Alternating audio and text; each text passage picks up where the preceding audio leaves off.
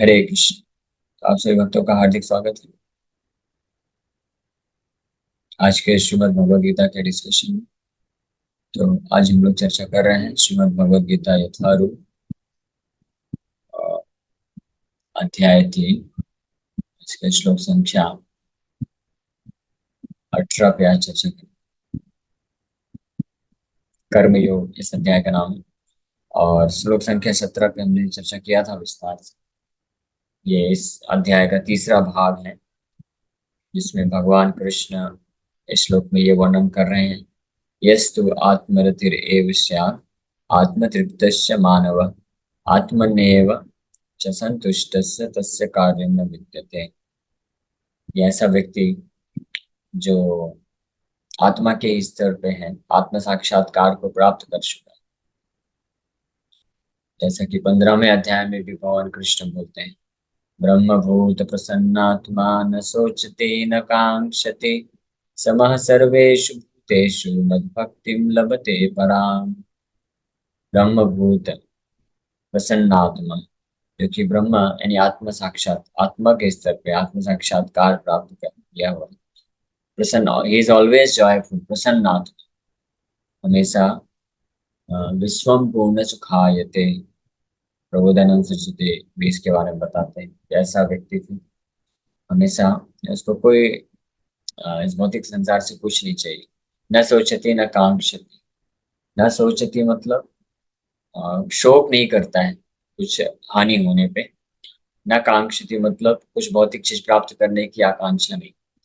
तो ऐसे व्यक्ति ही वास्तव में योग्य हैं हर प्रकार के कर्मों को, कर्तव्यों को त्याग करने। हर तरह के कर्म कर्तव्य को वो छोड़ सकते हैं। तो फिर प्रश्न उठेगा, फिर उनका पालन पोषण कैसे होगा? तो ऐसे व्यक्तियों के लिए ही जो है भीख मांगने का जो वो है प्रोसेस दिया गया है, भिक्षा। यानी भिक्षा कौन मांग सकते हैं? जो इस श्लोक में स्थित जो व्यक्ति, उनको ये अधिकार है भिक्षा मांगने का। और इस प्रकार से केवल अपने जीवन यापन के लिए, शरीर को मेंटेन करने के लिए वो भिक्षा अर्पण कर सकते हैं, और बाकी वो पूरा समय जो है भगवत चिंतन में उसमें लगाते हैं। तो इस तरह से इस श्लोक में उन्हें बताते हैं, आत्मन्येव स संतुष्ट संतुष्ट तस्य कार्यम न विद्यते। ऐसे व्यक्ति के लिए कोई कार्य नहीं। अब आगे वर्णन कर रहे हैं 18 नंबर श्लोक में। न एव तस्य कृतेनर्था न अकृतेनेह कश्चन न चास्य सर्वभूतेषु कश्चित् अर्थव्यपाश्रयः। A self-realized man has no purpose to fulfill in the discharge of his prescribed duties, nor has he any reason not to perform such work, nor has he any need to depend on any other living being. तो दोनों चीज 17 number पिछले श्लोक में भगवान कृष्ण बताया कि क्योंकि आत्म साक्षात्कार प्राप्त व्यक्ति आत्मा के स्तर पे है और आत्मा के कार्यों को ही करके वो तृप्त है, संतुष्ट है, इसलिए उसको अन्य भौतिक कर्तव्यों को करने का कोई बंधन नहीं है, रिस्पॉन्सिबिलिटी नहीं है। अब 18 नंबर श्लोक में और बता रहे हैं कि एक तरफ तो उसको कोई भी भौतिक कर्तव्य का बंधन नहीं है, रिस्पॉन्सिबिलिटी नहीं है उसको कुछ करने के लिए। वहीं दूसरी तरफ ऐसा कोई कारण भी नहीं है कि वो उनको ना करे। Nor has he any reason not to perform such work. ना ही ऐसा कोई कारण है कि ऐसे इस प्रकार के कर्तव्य को ना करे। क्यों? क्योंकि a self-realized man has no purpose to fulfill in the discharge of his prescribed duties. न एव तस्य, न एव निश्चित रूप में, तस्य कृतेन अर्थ। कृतेन मतलब डिस्चार्ज ऑफ ड्यूटी, कृतेन कृत करना, कृत मतलब करना, कर्तव्यों को पालन करना। तो कर्तव्यों को, कार्यों को या कर्म को करने पर अर्थ यानी उद्देश्य, कुछ अर्थ प्राप्त करने के लिए, यानी कुछ उद्देश्य, कुछ अपनी इच्छाओं की पूर्ति करने का उसका कोई ऐसा मोटिवेशन नहीं है, ऐसा कोई कारण नहीं है जिसके लिए वो कार्य करे। और यही कारण है, इसीलिए न अकृतेन यह कश्चन। और यही कारण है कि ऐसा कोई रीजन नहीं है कि वो इस प्रकार के कर्तव्य को ना करे। ये बहुत गहरा चीज यहाँ पे भगवान बता रहे हैं, हम लोग प्रयास करेंगे इसको समझने का। फिर आगे बोल रहे हैं, nor has any need to depend on any other living being, न चा अस्य सर्वभूतेषु कश्चित् अर्थ विपाश्रय, न चा अस्य सर्वभूतेषु कश्चित् अर्थ, किसी भी अपने जरूरतों को पूरा करने के लिए व्यपाश्रय, उसको किसी पे निर्भर रहने की भी आवश्यकता है। तो ना ही वो किसी पे निर्भर है, तो किस पे निर्भर है? भगवान पे। तो शरीर का पालन पोषण करता है, वो तो मेंटेन होता है कि शरीर उसके लिए एक मशीन की तरह है। आत्म साक्षात्कार व्यक्ति जो होता है, ये गीता में भगवान इसके बारे में वर्णन किए भी, कि शरीर जो है क्या है, वस्त्र के समान भी बताया गया है, और यंत्र रूढ़ानि माया, यानी मशीन की तरह भी बताया गया है। ईश्वरः सर्वभूतानां हृद्देश्य अर्जुन तिष्ठति हृदय भ्रामयन् सर्वभूतानि यंत्रारूढ़ानि मायया। यंत्रारूढ़ानि मायया, मायया मतलब इस भौतिक प्रकृति से निर्मित इस मशीन के ऊपर सवार होकर के व्यक्ति कार्य करता है, और उसी शरीर में, इसी व्हीकल में, इसी गाड़ी में, मशीन में भगवान भी विराजमान है, और भगवान उसको गाइड करते हैं। तो जो आत्म साक्षात्कार प्राप्त व्यक्ति होता है, तो वो शरीर उसके लिए एक जस्ट एक व्हीकल होता है, माध्यम होता है, साधन की तरह होता है, जिसका इस्तेमाल वो अपने डेस्टिनेशन में जाने के लिए करता है, निश्चित जगह जाने के लिए करता है। तो वहां तक पहुंचने के लिए साधन को जितना बना के रखना है, मेंटेन करके रखना है, उतना करता है। इसके बारे में भगवान कृष्ण 5वें अध्याय में बताएंगे कि जो आत्म साक्षात्कार प्राप्त व्यक्ति होता है, वो भी हर प्रकार के शारीरिक कार्य करता है, जैसे सांस लेना है, बोलना है, खाना है, सोना है, हाँ, और अन्य जितने भी नित्य कर्म है शरीर से संबंधित। ऐसा नहीं है कि कुछ जो आत्म साक्षात्कार प्राप्त व्यक्ति है वो कुछ जादू हो जाता है, उसको फिर खाने की आवश्यकता नहीं है, सोने की आवश्यकता नहीं है, ये सब कार्य नहीं करता है। वो ये सब कार्य करता है लेकिन नहीं करता है। छठे छठे अध्याय में हम बताते हैं कि करते हुए भी वो नहीं करता है, मतलब बस मैकेनिकली ये सब होता है। इस शरीर को एक मशीन की तरह या गाड़ी की तरह ट्रीट करता है, क्योंकि इसकी जरूरत है। जैसे आपके पास कोई मशीन है या व्हीकल है, गाड़ी है, तो उसका इस्तेमाल करके आप कुछ कार्य को सिद्ध करना चाहते हैं। तो उस कार्य को करने के लिए जो मशीन का जितना रिक्वायरमेंट है, जितना मेंटेनेंस रिक्वायर्ड है, मेंटेनेंस करना पड़ता है, तो वो तो आप करेंगे ही, लेकिन अपने आप को मशीन से कभी संबंधित नहीं समझेंगे, मतलब मैं मशीन हूँ करके, ऐसा नहीं होता है। या मशीन को अच्छे से सजाएंगे तो आपको सुख मिलेगा, वैसा नहीं रहता है। मशीन को जो जरूरत है, गाड़ी को जो जरूरत है, उसका धुलाई करना है, सर्विसिंग कराना है, पेट्रोल डालना है, ऑयलिंग करना है, वो सब करेंगे ताकि डेस्टिनेशन तक पहुंचा जाए। अब उसको श्रृंगार करते नहीं बैठेंगे। तो इसी प्रकार से आत्म साक्षात्कार व्यक्ति हर प्रकार के शारीरिक कर्म करते हुए प्रतीत होता है। इसीलिए बाहरी दृष्टिकोण से ये पहचान पाना मुश्किल है। जिनके पास ये दिव्य ज्ञान होगा वही जान सकते हैं कि कौन आत्म साक्षात्कार को प्राप्त किया है, कौन नहीं किया है। वास्तव में अ, कौन पहचान सकता है? जो खुद आत्म साक्षात्कार के स्तर पे है वही दूसरे आत्म साक्षात्कार व्यक्ति को प्राप्त पहचान सकता है। Only a pure devotee can identify another pure, Prabhupada ji बताए। एक शुद्ध भक्त को कोई दूसरा शुद्ध भक्त ही पहचान सकता है। और क्योंकि बाहर से सारे क्रियाकलाप सेम दिखने वाले हैं, लेकिन अंतर कहाँ पे है? चेतना में अंतर है। तो वो चेतना में इस प्रकार से अंतर है। तो कश्चिद अर्थ विपाश्रया, तो वो किसी पे निर्भर होने की आवश्यकता नहीं होती, कि आध्यात्मिक कार्यों में लगे रहने के कारण उसको पूर्ण विश्वास होता है कि भगवान की कृपा से जो है उसके शरीर के और शरीर के मेंटेनेंस के लिए हर चीज प्रोवाइड किया जाएगा, और जो भी उसको भगवत मार्ग में आगे बढ़ने के लिए, भगवान की सेवा करने के लिए वो प्राप्त हो जाएगा। इतना उसको पूरा विश्वास होता है, इसलिए और अन्य किसी जीवात्मा पर वो निर्भर नहीं होता है।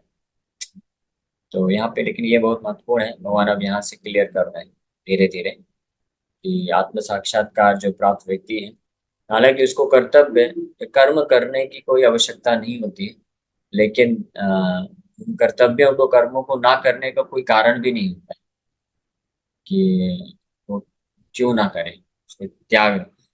क्योंकि संसार में कोई व्यक्ति जो आत्म साक्षात्कार प्राप्त नहीं है, those who are not self realise, जो नहीं जानते कि हम ये शरीर नहीं, हम आत्मा है, जो अपने आप को शरीर ही समझते हैं, तो उनके हृदय में बहुत सारी कामनाएं होती हैं, वासनाएं होती हैं, इच्छाएं होती हैं, भौतिक इच्छाएं होती हैं। तो उन इच्छाओं, कामनाओं और भौतिक इच्छाओं की पूर्ति के लिए वो उनको कर्म करने की आवश्यकता होती है, कुछ न कुछ कार्य करना ही पड़ता है। तो ऐसे व्यक्तियों के लिए भगवान इस अध्याय के शुरुआत से लेकर के 16 नंबर श्लोक तक रिकमेंड किए हैं, ये वर्णन किए हैं कि आपको अगर अपनी इच्छाओं की पूर्ति करना है तो क्या बेस्ट है, क्या आपको करना चाहिए ताकि आप अपनी इच्छाओं को पूर्ति भी कर लें, भौतिक सुख भी प्राप्त कर लें और भव इस संसार के बंधन में ना फंसे। अन्यथा कुछ ना कुछ तो कार्य हर कोई व्यक्ति कर ही रहा है। ये पूरे सृष्टि में ब्रह्मलोक से लेकर के पाताल तक, न केवल मनुष्य बल्कि एक जीव जंतु, छोटा सा छोटा चींटी भी, हम देखते हैं कि हर कोई कुछ न कुछ कार्य करने में लगा है। तो ये कार्य कौन करवा रहा है, कैसे हो रहा है कार्य, ये हर किसी जीवात्मा के हृदय में उपस्थित भौतिक इच्छाओं, इच्छा जो है, भौतिक इच्छा रूपी इंजन है, वो इंजन का कार्य कर रहा है, जो उनके शरीर का इस्तेमाल करके भिन्न भिन्न प्रकार के कार्य करवा रहा है। लेकिन अगर कोई अपने मनमाने ढंग से करता है कोई विकर्म, तो उससे वो और फंसता चला जाता है। तो इसलिए भगवान कृपा करके रिकमेंड किए कि आपको इच्छा है, आप कुछ भौतिक सुख सुख प्राप्त करना चाहते हैं, जीवन में सुख सुविधा चाहते हैं, तो आप वो प्राप्त करिए। ये जो है कर्म कांड का चक्र साइकिल को पालन करके, ये उनके लिए रिकमेंड किया गया है। तो ये जो कर्म है, कार्य है, कर्तव्य है, ये ऐसे व्यक्तियों के लिए। लेकिन जब इस प्रकार के कर्म और कर्तव्य या कार्यों को करने के बाद भी भौतिक इच्छाओं की तृप्ति नहीं होती, तो फिर ऐसे व्यक्ति प्रेरित होते हैं कि इस प्रकार के कर्तव्यों को, कर्मों को त्याग देना चाहिए, जो अर्जुन की अवस्था थी अभी।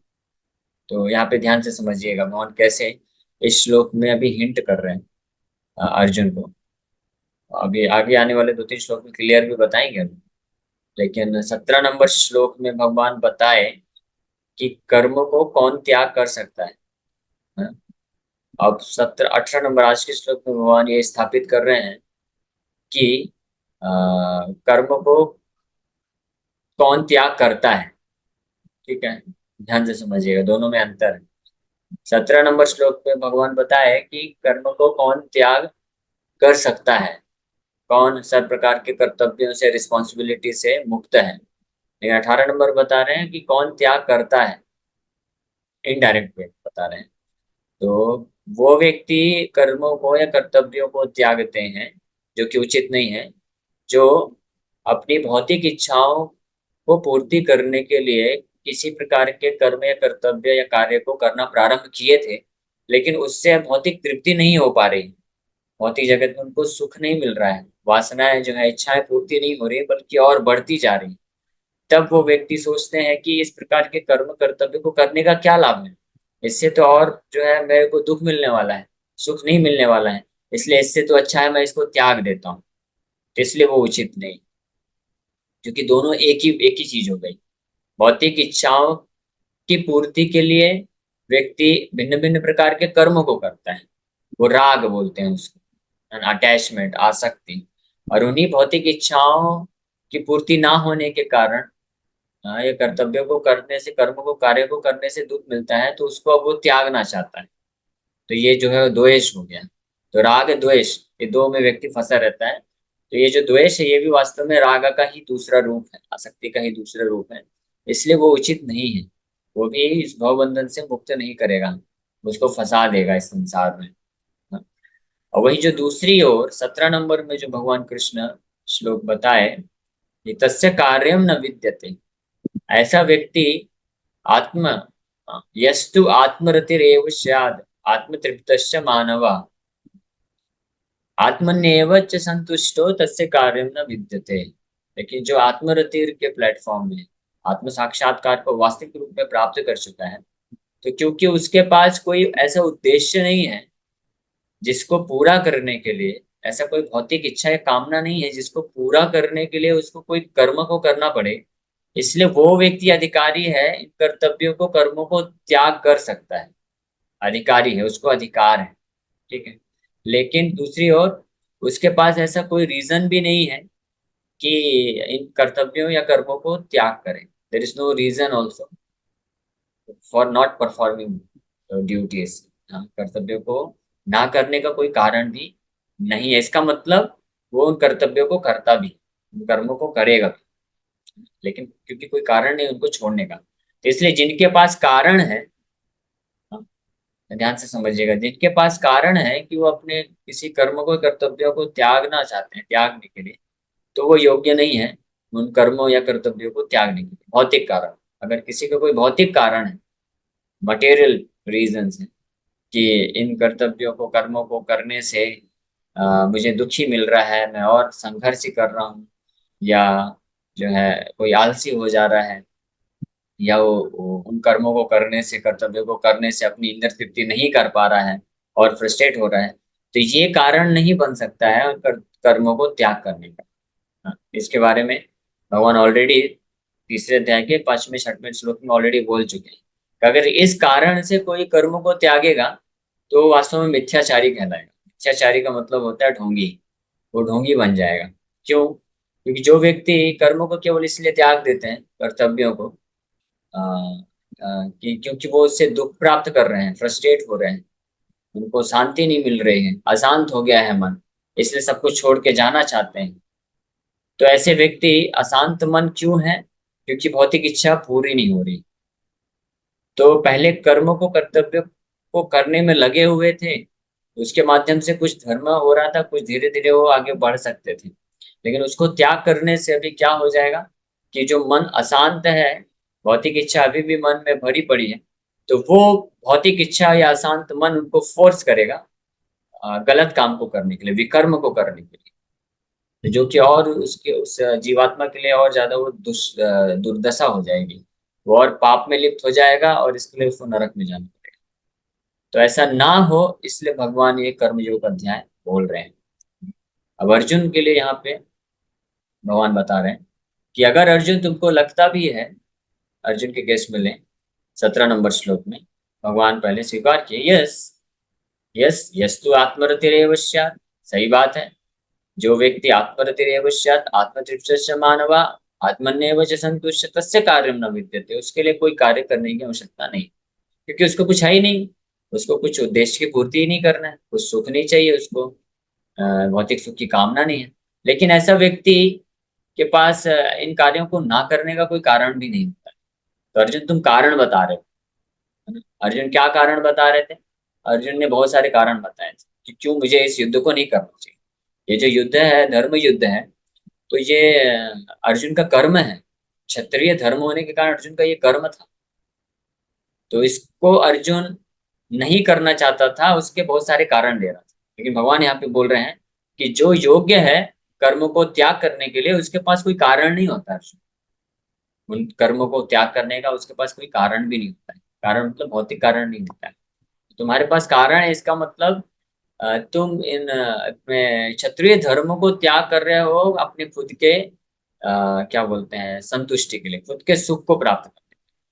क्योंकि कुछ लोग सुख को प्राप्त करने के लिए कर्म करते हैं। भक्तिविनोद ठाकुर एक बहुत सुंदर गीत लिखते हैं, सुख लागेर, मैं आपको दिखाता हूँ। इसलिए हमारे आचार्यों के जो गीत हैं वो सारे शास्त्रों की निचोड़ है। सुख, सुख लागे कैसे स्टार्ट होता है मुझे याद नहीं आ रहा। अगर आ गया तो ठीक है, किसी वक्त अगर याद है तो बता सकते हैं कि सुख, सुख को प्राप्त करने के लिए कोई कार्य करता है। सुख को प्राप्त करने के लिए कोई गृहस्थ आश्रम में जाता है, विवाह करता है। सुख और कोई लोग होते हैं सुख को प्राप्त करने के लिए आजीवन ब्रह्मचारी बनना चाहते हैं, कभी विवाह नहीं करेंगे। कुछ लोग होते हैं सुख को प्राप्त करने के लिए बहुत धंधा करते हैं, वो पैसा कमाना चाहते हैं। और कुछ लोग सुख को प्राप्त करने के लिए धन को त्यागना चाहते हैं। कुछ लोग सुख को प्राप्त करने के लिए अपने आप को समाज को बीच में रखते हैं। कुछ लोग सुख को प्राप्त करने के लिए अपने आप को समाज से दूर लेके जाते हैं। तो ये सब जो कारण है, कोई स्वीकार करता है भौतिक चीजों को, भौतिक कर्मों को, भौतिक व्यक्तियों को, भौतिक स्थानों को सुख प्राप्त करने के लिए, और कोई इन भौतिक वस्तुओं को, भौतिक कार्यों को, भौतिक परिस्थितियों को त्यागना चाहता है सुख को प्राप्त करने के लिए। तो ये जब तक सुख को प्राप्त करने, भौतिक सुख को प्राप्त करने का मन में लालसा बना रहेगा, और इस लालसा के वशीभूत होकर के कोई व्यक्ति चाहे तो कार्य कर्म को करे या कर्म को त्यागे, ये दोनों में ही वो फंस जाएगा। इसलिए ये दोनों प्रकार के जो व्यक्ति होते हैं ये योग्य नहीं है कर्म को त्याग करने के लिए, और इसलिए उनको जो है इस कर्म बंधन में फंसना पड़ेगा, चाहे कर्म करें या कर्म को त्याग दें। इसलिए ये सोल्यूशन नहीं है ना। कर्म करने से कर्म बंधन मिलता है, गौतम बुद्ध ये शिक्षा दी है। हाँ, इसलिए बुद्धिस्ट लोग क्या करते हैं, वो लोग सोचते हैं कि हम कर्म को ही त्याग देंगे, कर्म बंधन से मुक्त हो जाएंगे। लेकिन वो सोल्यूशन नहीं है, क्योंकि कर्म को त्यागने का अधिकार जब तक नहीं है किसी को, अगर उस अवस्था में उसने त्याग दिया तो वास्तव में वो फिर भी कर्म बंधन में फंसा रहेगा। तो इसलिए अर्जुन को यहाँ पे भगवान कृष्ण ये स्पष्ट बता रहे हैं कि तुम कर्म को मत त्यागो। कर्म को त्याग करने के लिए योग्य नहीं हो, क्योंकि तुम्हारे पास कारण है, भौतिक कारण है कर्म को त्याग करने का। इसलिए तुम त्याग दोगे, लेकिन अभी भी तुम्हारे हृदय में इच्छाएं हैं। तुम्हारा क्षत्रिय स्पिरिट है, तो वो किसी दूसरे रूप में निकलेगा, विकर्म कर बैठोगे और ज्यादा अपने आप को फंसा लोगे। इसलिए बेस्ट है कि कर्म करो। और कर्म का मतलब बहुत सिंपल है, हमेशा ध्यान रखिए। मैं बार बार इसलिए रिपीट करता हूँ ताकि, क्योंकि ये कर्म कर्म क्या है इसके बारे में बहुत मिसअंडरस्टैंडिंग। कर्म का मतलब क्या है, अपने इंद्रियों को, हमारे पास जो भी है, हमारे पास ये शरीर है, इंद्रियां हैं, मन बुद्धि है और संसाधन है, ये सबको धर्म के कार्यों में लगाना। हाँ, और विशेष रूप से जो कृष्ण भक्त है उनके लिए अर्थ है कि वो कृष्ण की सेवा में लगाना, उसी को कर्म बोलते हैं, वो कर्म योग है। और जो कृष्ण का भक्ति नहीं करना चाहते तो कम से कम कर्म कांड करें, कुछ तो पाप तो नहीं करना। पाप करेंगे तो इस जगत में फंस जाएंगे, ये तो श्योर है। इसलिए कर्म को त्यागे बिना उसको प्रॉपर तरीके से चैनलाइज करके लगाएंगे तो धीरे धीरे शुद्ध हो सकते हैं। तो यहाँ पे बहुत सुंदर तरीके से भगवान बता रहे हैं, nor has he any reason not to perform such work. A self raised man is no longer obliged to perform any prescribed duty save and accept activities in Krishna consciousness। तो जो आत्म साक्षात्कार प्राप्त किया व्यक्ति है उसके पास कोई ऑब्लिगेशन नहीं, कोई उसका ऋण नहीं है, कोई उसकी रिस्पॉन्सिबिलिटी नहीं है, ड्यूटी नहीं है किसी भी प्रकार के कर्तव्य को करने के लिए, केवल और केवल भगवान कृष्ण की प्रेम में सेवा करने के लिए, क्योंकि वो उस स्तर पे है। लेकिन जो उस स्तर पे अभी नहीं है तो वो लोग नहीं छोड़ सकते। Krishna consciousness is not inactivity either, as will be explained in the following verses. A Krishna conscious man does not take shelter of any person, man, or demigod. Whatever he does in Krishna consciousness is sufficient in the discharge of his obligation. तो ये कृष्ण भावना भावित व्यक्ति होता है, भक्त होता है, तो वो किसी भी उस प्रकार का उसके पास ऑब्लिगेशन नहीं, मतलब कोई भी ऐसा उसका रिस्पॉन्सिबिलिटी, ऋण या कर्तव्य नहीं होता है। लेकिन उसके पास ऐसा कोई रीजन भी नहीं होता है कि उन कार्यों को ना करे। इसका मतलब है कि जो कृष्ण भावना भावित व्यक्ति है वो उन हर प्रकार के भौतिक कार्यों को कर सकता है, अगर उन भौतिक कार्यों को करने से कृष्ण की भक्ति में आगे वो बढ़ेगा या कृष्ण का सेवा होगा, कृष्ण की मिशन की पूर्ति होगी। इसलिए श्रीला भक्ति सिद्धांत सरस्वती ठाकुर, ऐसे बहुत सारे एग्जाम्पल हैं लेकिन एक एग्जाम्पल जो इमीडिएटली याद है मैं बता देता हूँ। श्रीला भक्ति सिद्धांत सरस्वती ठाकुर जो कि नैष्ठिक ब्रह्मचारी थे, जिनके हृदय में कोई इच्छा नहीं है, कोई वासना नहीं है कि घर गृहस्थी बसा करके कुछ भौतिक सुख प्राप्त करना है, तो आजीवन वो नैष्ठिक ब्रह्मचारी रहे, फिर संन्यास लिया, फिर पूरे मिशन को, कृष्ण की सेवा मिशन को बढ़ाया। तो वो बोला करते थे कि अगर कृष्ण के सेवा के लिए जरूरत पड़ेगा तो मैं एक क्या 100 विवाह भी कर लूंगा। यानी इसका मतलब ये है, स्पष्ट पता चलता है कि उन्होंने ईर्ष्या या द्वेष या रिपल्शन, है ना, उसको क्या बोलते हैं, रिपल्शन। एक तो होता है कि राग, राग द्वेष, राग के कारण आसक्ति, कामनाओं को पूर्ति करने के लिए कोई जो है संसार में विवाह करता है ताकि भौतिक सुख प्राप्त होगा। और दूसरे लोग जो होते घृणा, दूसरा शब्द घृणा, हेट्रेड। तो घृणा के कारण कुछ लोग जो है अपने आप को इस भवबंधन से फंसाना नहीं चाहते हैं, वो अपने आप को दूर लेके चले जाते हैं।